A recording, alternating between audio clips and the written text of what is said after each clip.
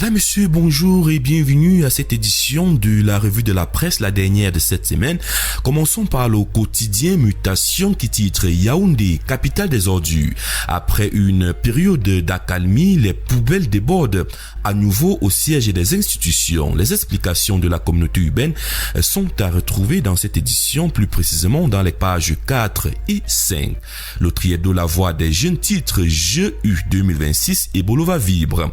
La capitale régionale du Sud accueille jusqu'au 9 août la première édition, une nouvelle formule des Jeux universitaires ouverte mercredi à Ebolova.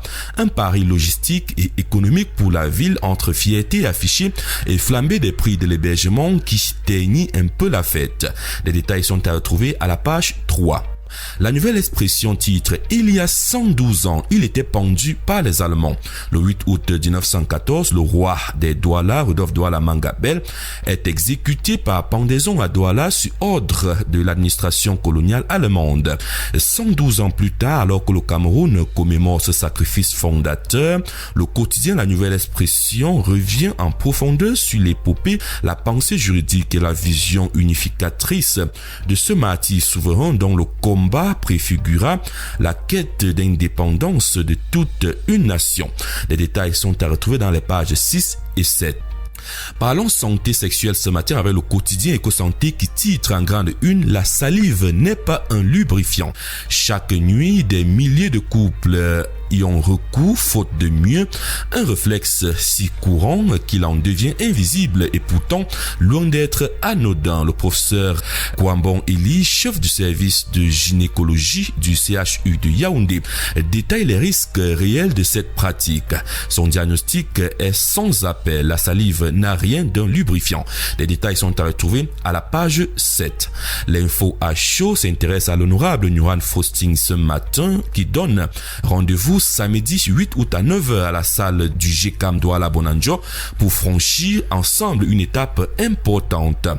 Le journal titre également « Le moment est venu, nous n'avons pas eu de choix ». Tels sont les propos de l'honorable Nuran Faustin. Les détails sont à retrouver à la page 4. Le quotidien régional d'information du Nord Cameroun, L'Œil du Sahel, s'intéresse ce matin au Grand Nord et titre « Alerte à la crise alimentaire ». Les détails sur cette information sont à retrouver à la page 5. Le journal Le Jour titre « Business, les pères ont bâti, les fils héritent-ils vraiment ?» Telle est l'interrogation posée ce matin par le journal et nous renvoie les détails dans les pages 4 et 5. Le quotidien Eco-News parle de l'industrie africaine et s'interroge également quelle stratégie pour chaque type d'économie. Face au défi de 620 millions d'actifs à intégrer d'ici 2050, les recettes uniques ont échoué à partir de la grille de la Banque mondiale, décryptage des leviers d'action adaptés aux 6 archétypes économiques du continent.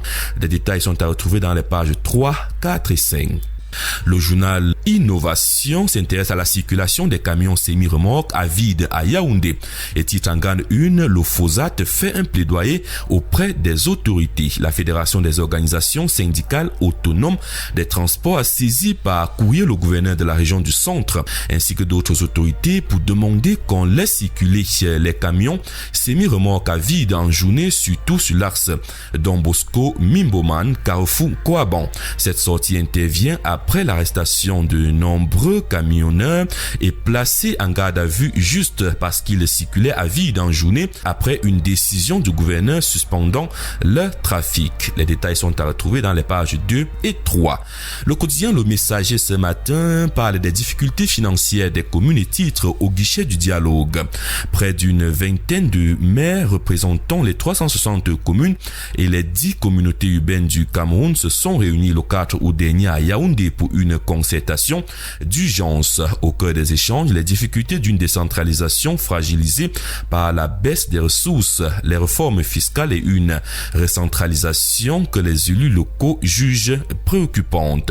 Le journal nous renvoie à la page 3, lire les détails.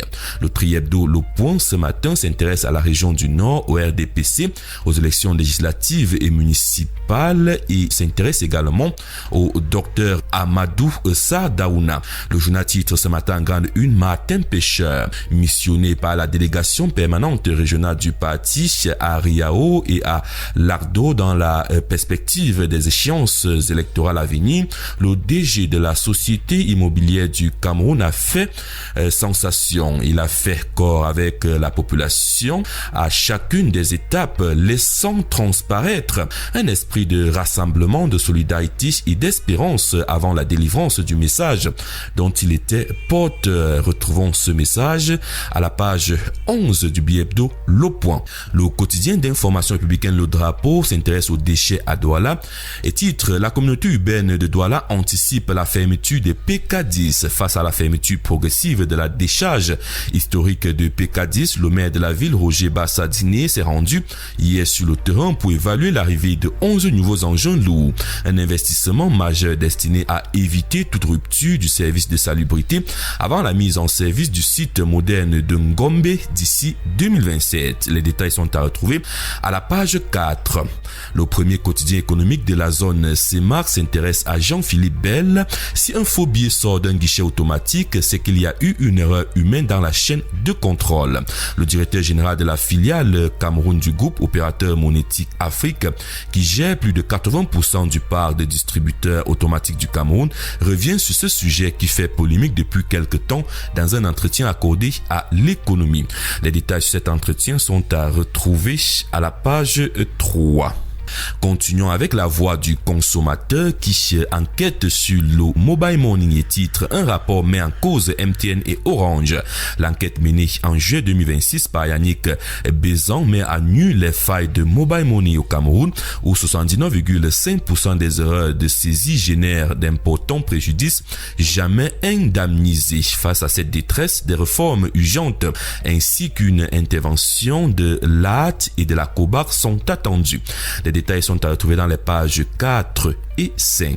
Mesdames, Messieurs, c'est la fin de cette édition de la revue de la presse ce matin. Merci à vous d'avoir été à l'écoute. Rendez-vous dans les kiosques à journaux. Bonne lecture à vous et excellent week-end.